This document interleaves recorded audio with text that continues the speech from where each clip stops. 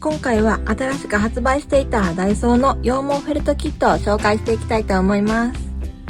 こちらのデザインはモフさんのデザインです。前のペンギンとウサギのキットのデザインの方です。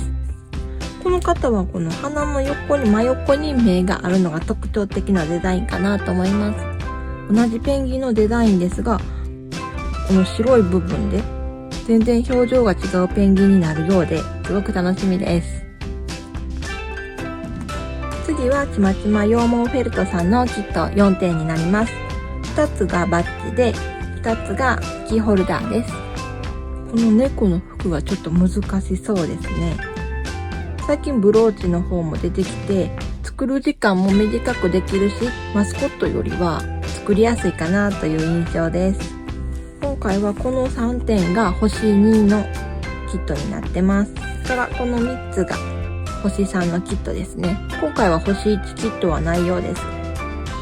また作ったらアップしていきたいと思いますので、見ていただけたら嬉しいです。ご視聴ありがとうございました。